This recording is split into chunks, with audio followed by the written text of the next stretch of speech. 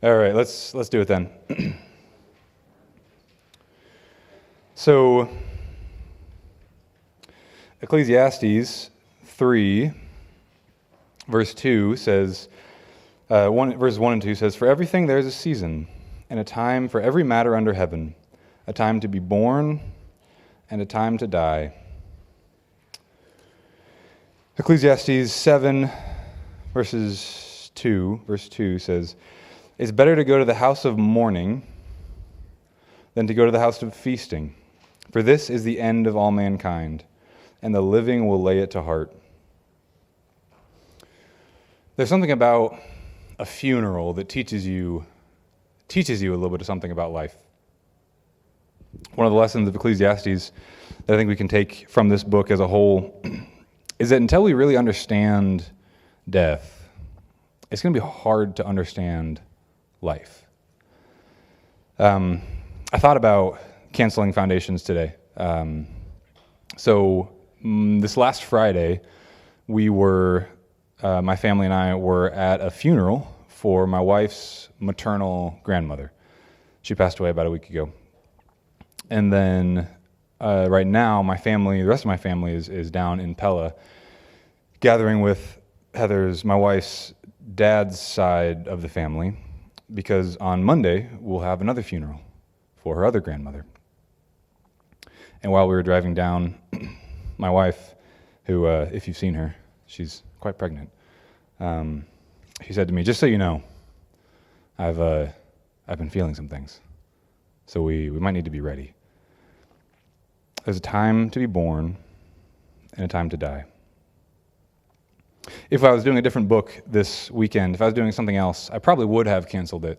Drove up from Palo, drive right back down after this. If I were doing a different book, I probably would have canceled Foundations, just taking the week off. But providentially, it seemed like this was the right weekend to teach this book, the right weekend to be thinking about the book of Ecclesiastes. One of the main lessons of Ecclesiastes is that life is not something that we can understand. That the way that things time out, the way that things work, the way that things go, it is not something that we can wrap our minds around, that we can control, that we can comprehend, that we can be masters over. So rejoice. So take joy in what God's given you to do. That because we can't control, we can't understand, we can't know it, but God does. God does understand. God does understand what He's doing, and God is in control. So rejoice in what He's given you to do. Rejoice in the lot that He's given you to live, because it's His gift to you. Ecclesiastes 1, getting into the script here, Ecclesiastes 1 and 2 says this: "The words of the preacher," which interestingly, that's where the book gets its name from. Does anybody know what Ecclesiastes means?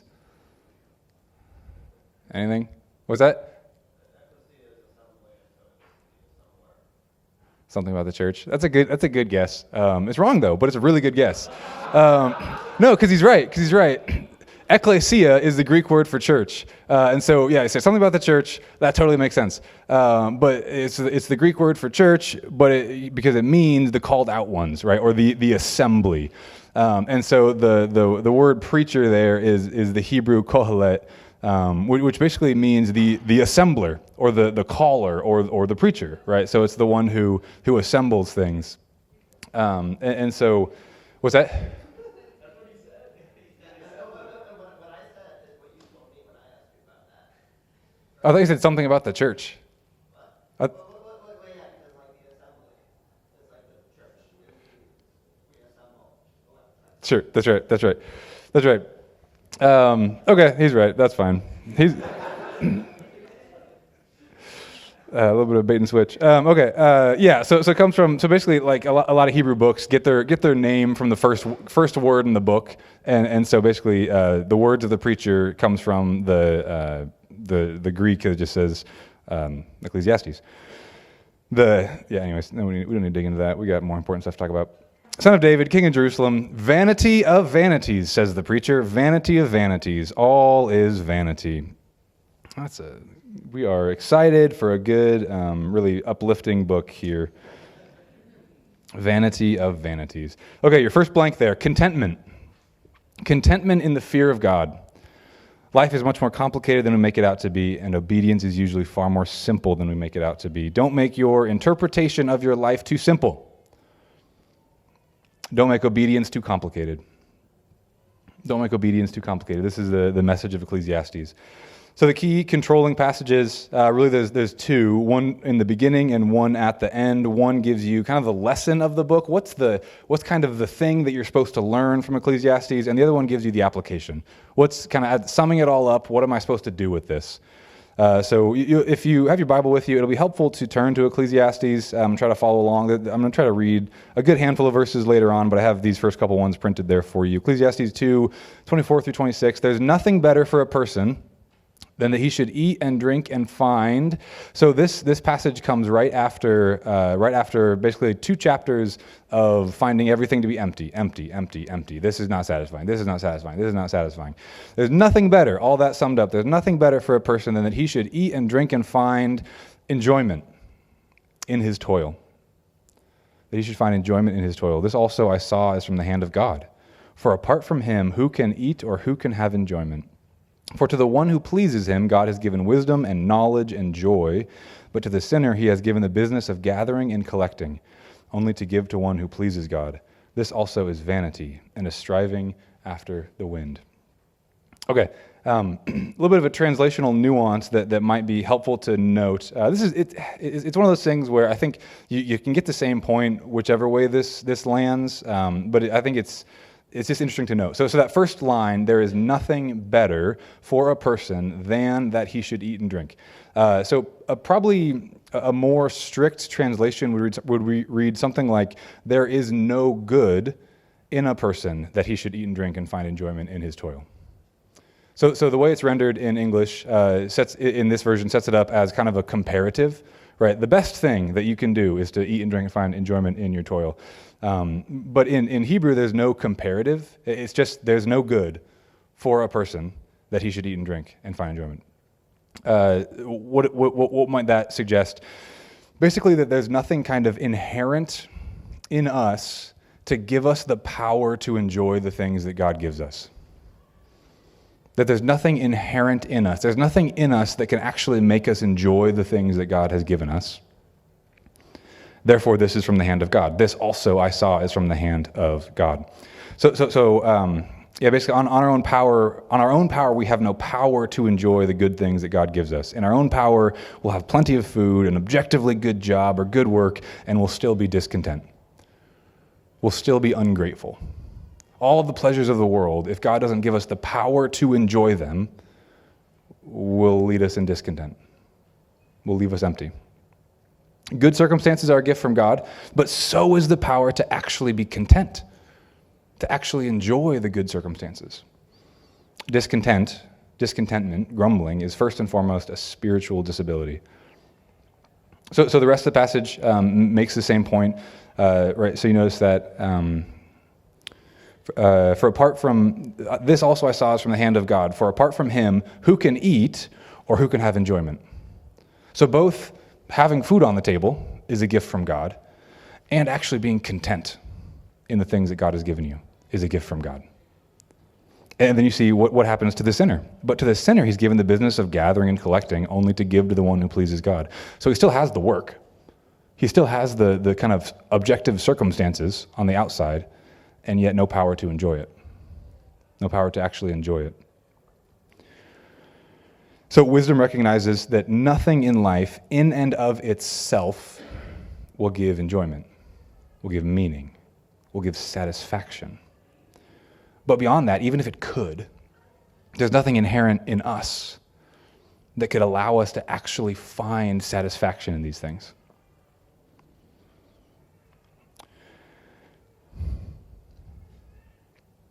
So here's kind of an important note. Wisdom doesn't just recognize that things in themselves can't give satisfaction, but notice what Solomon said.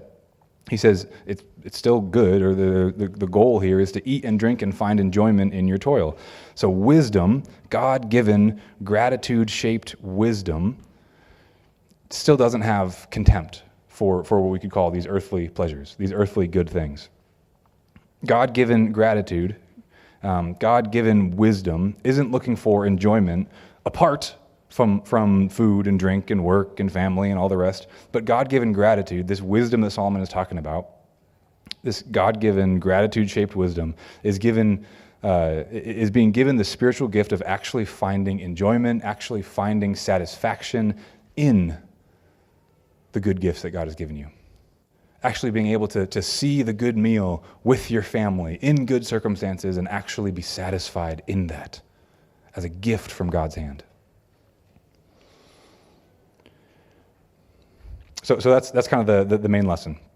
All right, satisfaction in life doesn't come from things and circumstances. Satisfaction in life does not come from things and circumstances in and of themselves, but both circumstances and satisfaction in your circumstances are gifts of God through gratitude-shaped wisdom.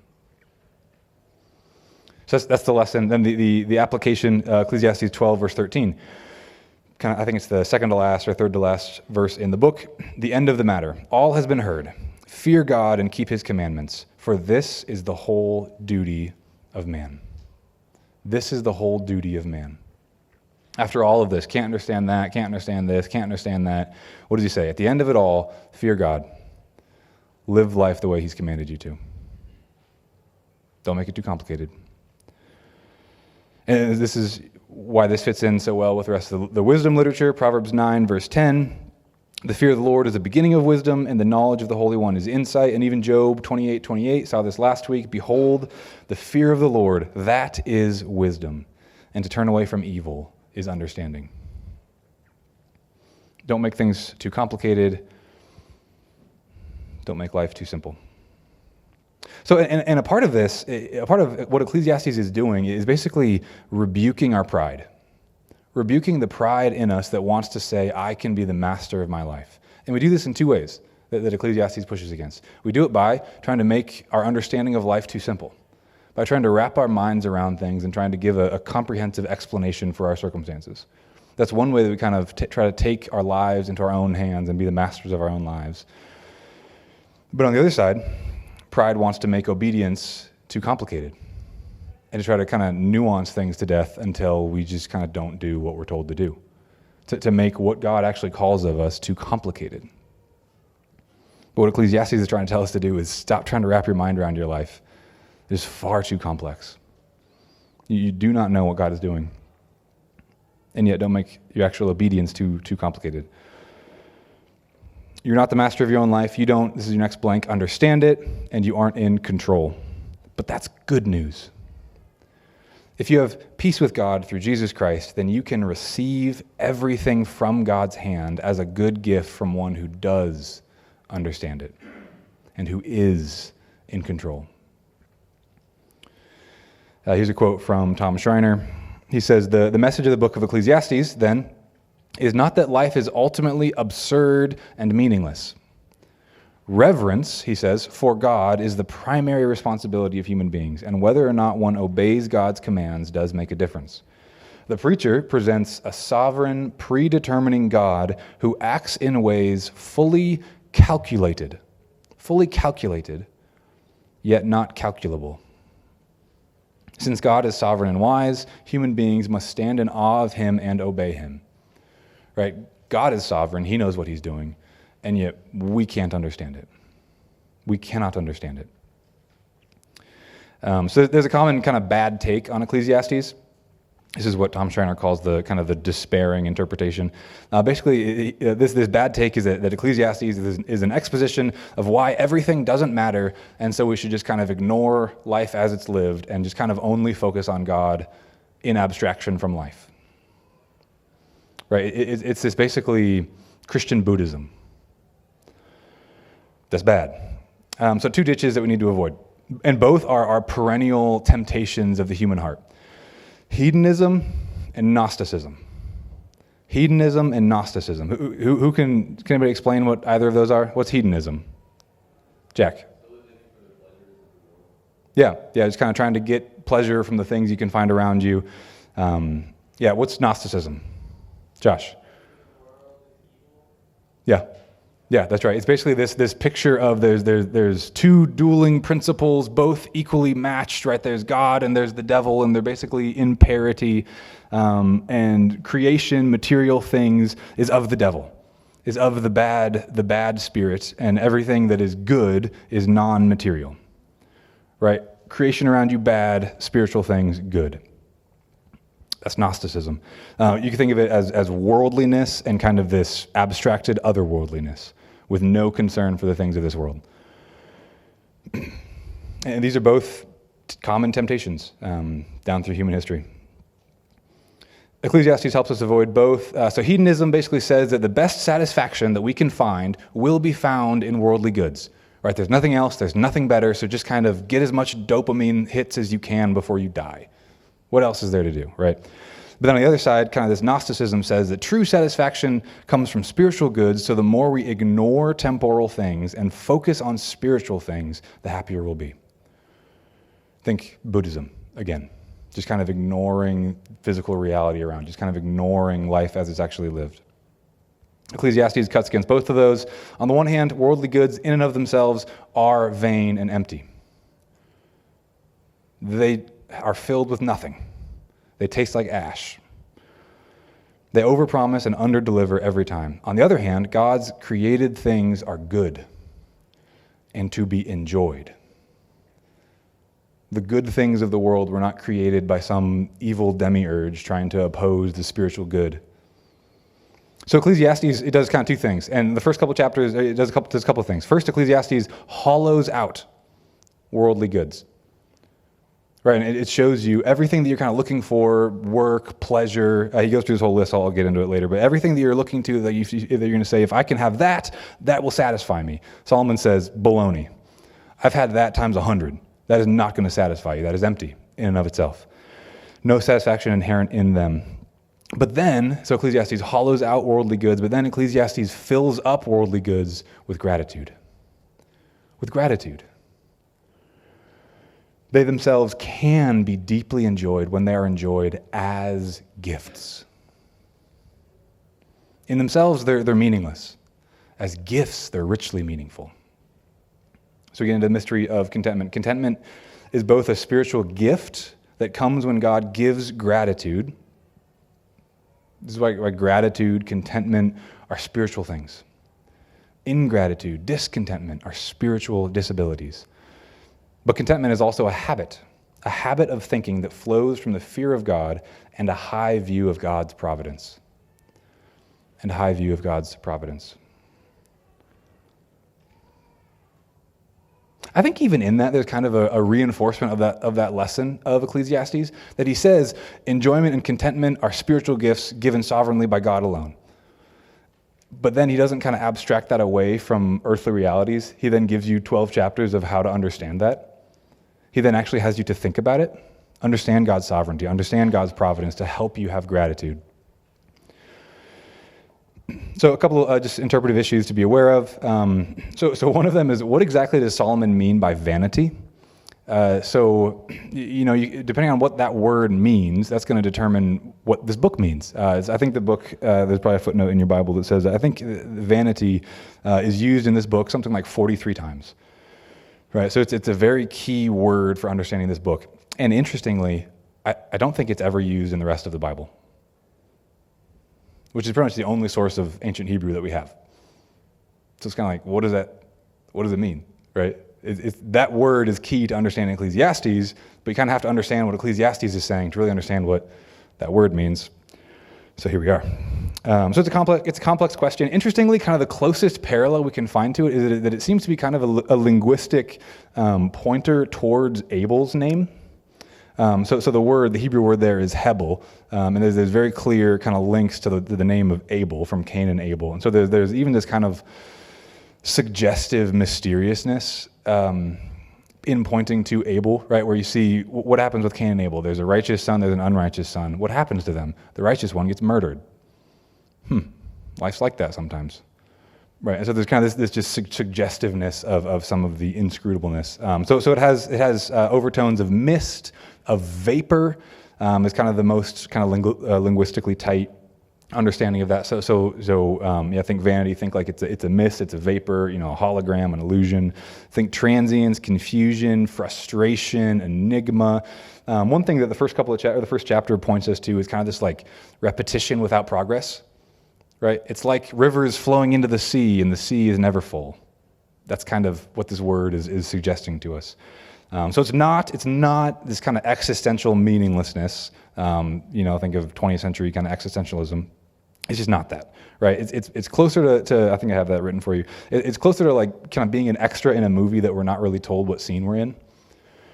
Right? We kind of get the whole plot. We kind of get the beginning and the end, but we don't know what scene we're in, and we're just kind of told like, all right, come in, and when I say action, you walk over there, you sit down, you sip your cup of coffee. It's really important that you do it. Really important that you do it right. Oh, what's happening in this scene? Oh, can't tell you, right? And so we're an extra in the movie. It matters. It's important, and yet it's just kind of we don't see the whole thing. We just don't get it, right? Walk from there to there. Wow, well done. You really helped, right? Okay, you're an extra. So structure. Let's look at the structure a little bit. So here's how this book kind of unfolds. So the first 2 chapters are that hollowing out and filling up. Right, first chapter, first 11, first 10 or so verses. Nature is just vainly repetitive. Right, the sun rises but doesn't stay risen. The rivers flow into the sea but they don't stay in the sea. Right, the wind blows but it just kind of goes in a circle. Right, just all things are full of weariness. Verse 8, a man cannot utter it. It's just this repetitiveness of nature. Then through the next through 2 verse 11, then he gets into pleasure is ultimately vain. Pleasure is ultimately vain. Basically, he's trying to say, I want to understand what is meaningful under the sun, is kind of his key term for things in and of themselves.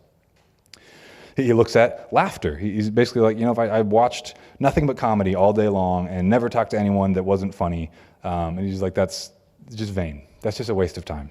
Wine is vain. Work and accomplishment is vain. I so appreciate this. It's not just like I partied all day long and it was empty. Well, yeah, get a job. That'll be more meaningful. Solomon says, I built like national parks.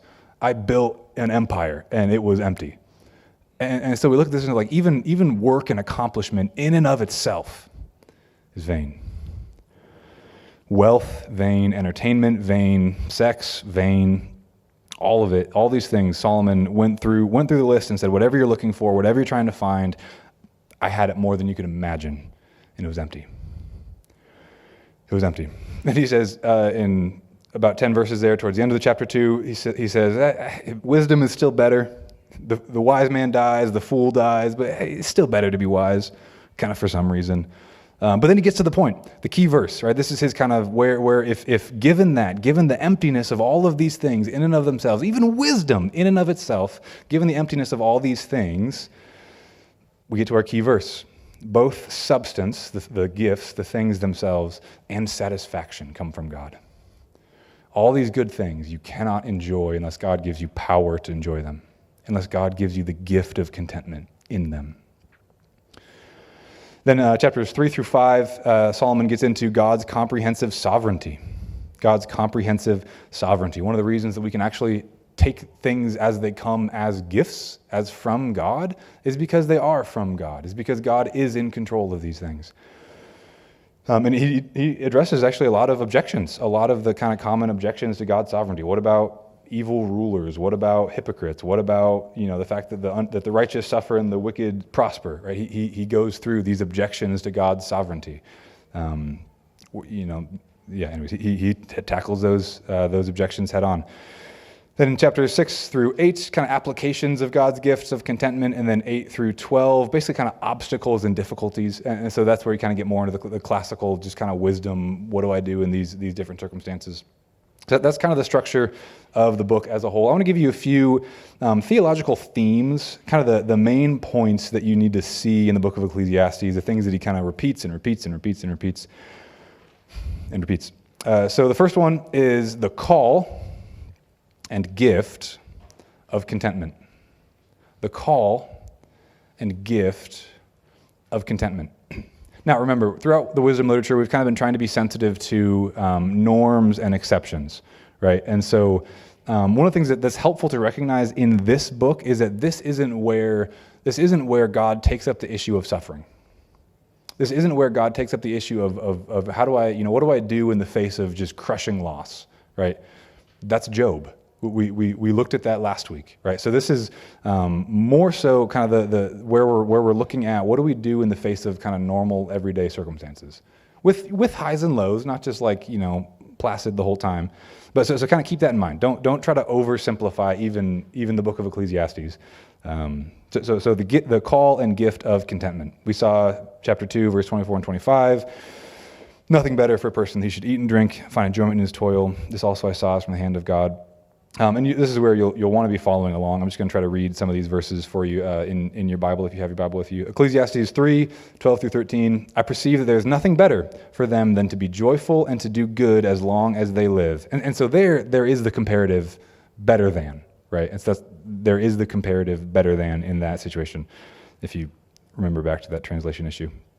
Also that everyone should eat and drink and take pleasure in all his toil. This is God's gift to man. Verse 13 there. Eat and drink and take pleasure in his toil. This is God's gift to man. Both the toil, both the eating and the drinking, and the enjoyment. Chapter 5, 18 and 20. Behold, what I have seen to be good and fitting is to eat and drink and find enjoyment in all the toil with which one toils under the sun the few days of his life that God has given him, for this is his lot. In the face of just incomprehensible confusion in life around you, you don't see where things are coming from, where things are going, how should you respond to that? Well, enjoy your work. Enjoy the food that you've been given to eat. Enjoy the people that God has put in your life. And this, chapter 6, verse 3. If a man fathers 100 children and lives many years, so that the days of his years are many, right? So basically this picture, if this man has a successful and prosperous and blessed life externally, but, verse 3 goes on, but his soul is not satisfied with life's good things, and he also has no burial, I say that a stillborn child is better off than he. So he's saying, if God only gives you kind of the external good things, good work, family, lots of good pleasure, right? Just an objectively good life, but no power to enjoy it, you'd have been better off never being born. If you're not given the power to enjoy it, both the circumstances and the contentment are a gift from God's hand. 8:15, I commend joy, for man has nothing better under the sun but to eat and drink and be joyful, for this will go with him in his toil through the days of his life that God has given him under the sun. Notice that repetitive theme, given him, given him, given him. This is God's gift.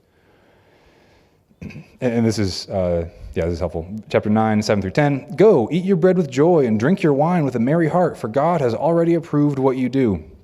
There's an argument for forensic justification there, if we had time. Let your garments be always white. Let not oil be lacking on your head. Enjoy life with the wife whom you love all the days of your vain life that he has given you under the sun, because this is your portion in life and your toil at which you toil under the sun. I just love that, right? Ecclesiastes is just so clear, like enjoy the vain little life that God has given you to live. It's his gift to you. He is sovereign. He is in control. Enjoy what he's given. That's not meant to be an insult. That's not meant to be, putting you down. But it is meant to be humbling. It is meant to be a check on our pride. One of the great barriers to contentment is self-importance. And Ecclesiastes would cure you of that.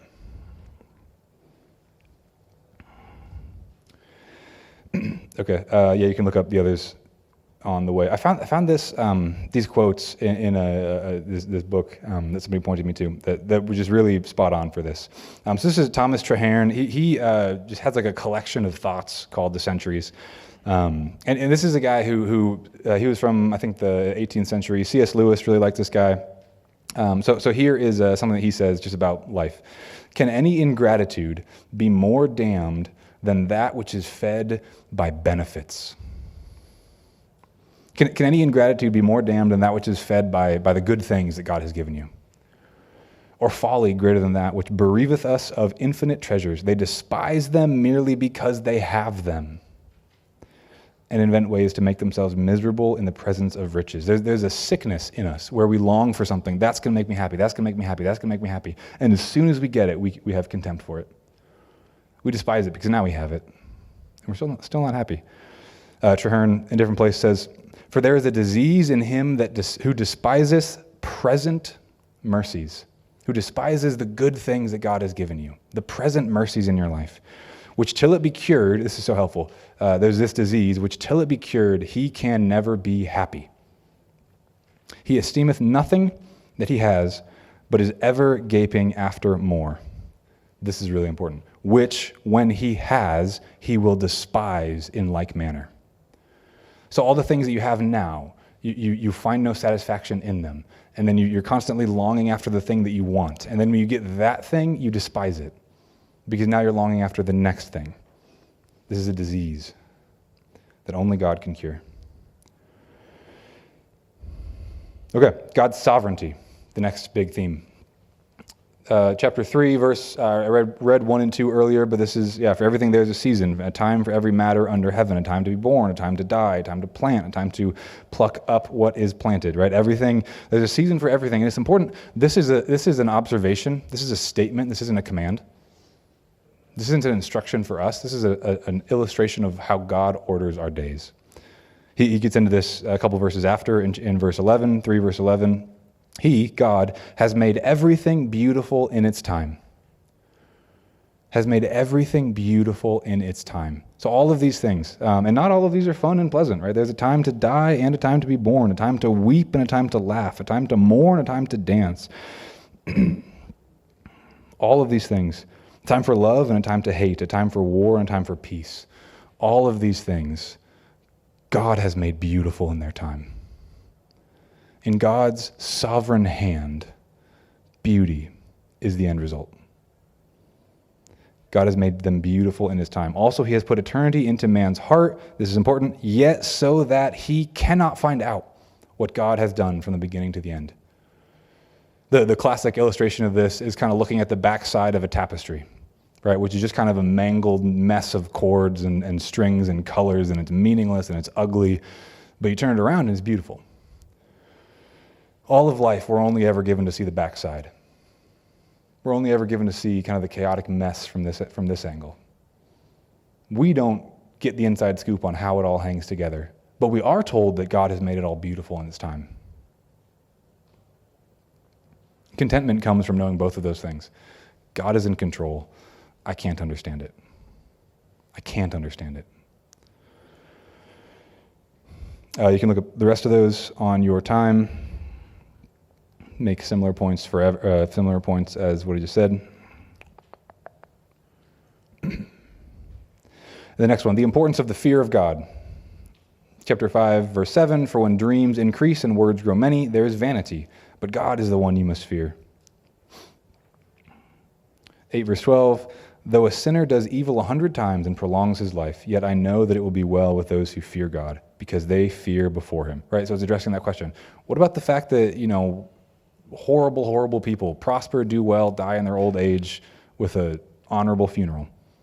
Well, in the end of the day, it's still better to fear the Lord than to not fear the Lord. Okay, simple faithfulness is the last theological point. Simple faithfulness. Again, 3:11 that I just read, he has made everything beautiful in its time. Also, he has put eternity into man's heart, yet so that he cannot find out what God has done from the beginning to the end. Then verse 12, kind of the application of that idea. "I perceive that there is nothing better for them than to be joyful and to do good as long as they live." To be joyful and to do good as long as they live. Receive with gratitude and joy the life that God has given you, and do good as you have opportunity.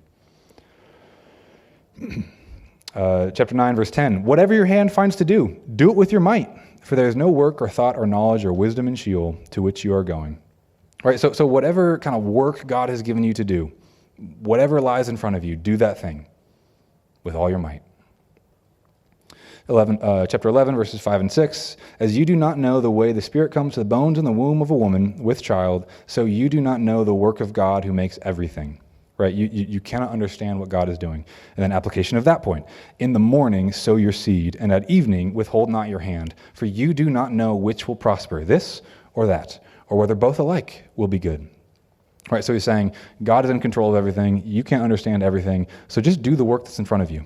In the morning, sow the seed. In the evening, work on your side hustle, right? Because you don't know which one's going to prosper, so just kind of do the work that's in front of you. God is in control of everything. Don't try to understand it all. Simple obedience, simple faithfulness. And then our application, chapter 12, verse 13, the end of the matter, all has been heard. Fear God, keep his commandments, for this is the whole duty of man. So hopefully you can kind of see that as those verses pair together. The call of contentment kind of flows into the gift of contentment. Enjoy the life that God has given you because it's a gift. The gift of contentment. In the same way, simple faithfulness flows out of God's sovereignty and the fear of God. You can't understand everything that's going on in the world around you. You can't understand everything that's going on in your own life. So fear God and do the work in front of you that he's given you to do. Don't make it too complicated. Okay, application.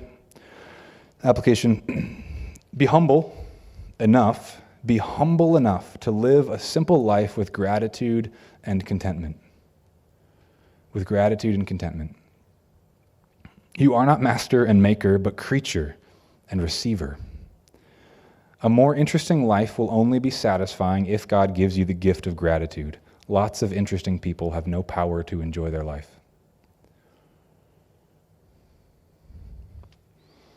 Be humble. Second, doctrine matters.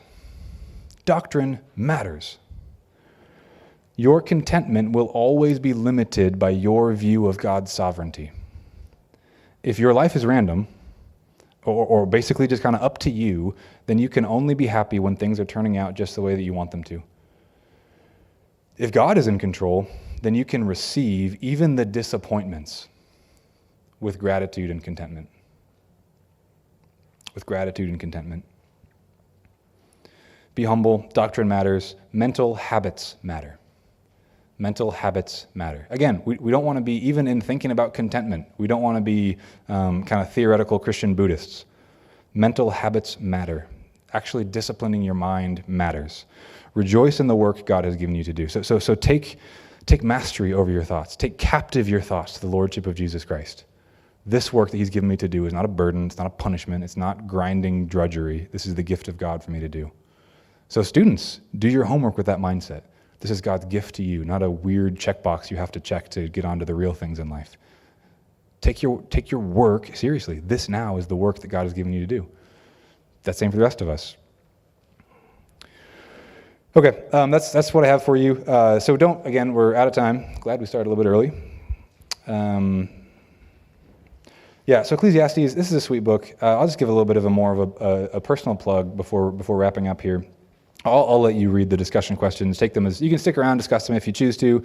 Lunch is in about a half hour. Again, with the college lunch, about a half hour. And they're close by, not a far drive. So take those. Use those as reflection questions if you want to. Take some time this afternoon. Use those as reflection questions. One thing that I would just say about Ecclesiastes is this was a book that really transformed, that was really significant to me when I first came to know the Lord and was first starting to actually read the Bible for myself. This was one of the first, especially those first couple of chapters, this is one of the first books that really shaped the way, that really made me see what I was seeing in a way that I hadn't seen yet before. Right, because I was kind of in that situation where, I was living this life of if I can accomplish these things, I have certain class goals and career goals and financial goals and social goals and pleasure goals and all these things that I wanted, that these things are going to make me happy. I was getting all of them. Everything was falling my way, and I just was unhappy. I had no idea what was going on. I had no idea why these things weren't doing what I thought they would do for me. Why this repetitive cycle of striving and then getting and then tasting ash in my mouth. Why that was happening. And Ecclesiastes actually made sense of that. So this is a sweet book. I think it is a challenging book. But I think that's a feature, not a bug. Ecclesiastes and Job. So Proverbs more or less is meant to be more or less understandable, kind of at a first blush. You read it and you realize, I need to actually work hard. Maybe I shouldn't sleep until noon and expect to do well, right? I actually need to work hard. I actually need to be faithful. Right? It's not that hard to kind of get a good understanding of what Proverbs is doing at a first blush. And then Job and Ecclesiastes will master you long before you get the point. And you need to let them master you. To let them wash over you and shape the way that you think about the world. They are not easy to grasp, but they are the teachers that you need. So may the Lord use this to bless you and build you up. Lord Jesus, we look to you in this. You are the shepherd who has hung these with true nails. Help us to know these things. Help us to internalize just truth about the world that you've made for us. Lord, help us to understand why a funeral is better than a party. Help us to understand this life you've given us to live. Help us to understand the joy that you call us to in the face of just this fallen world. Yeah, you tell us that this world has been subjected to futility by you in hope that through this futility, your good purposes would be accomplished. So help us to trust in you. We are not masters, we are not makers, we are creatures and receivers. So help us. Jesus, we need you. You are our teacher, our shepherd, our king, and our guide. I pray all this in your name. Amen. Again, feel free to stick around for discussion if you would like to. Otherwise, college lunch in about a half hour. Thanks again. Have a good week.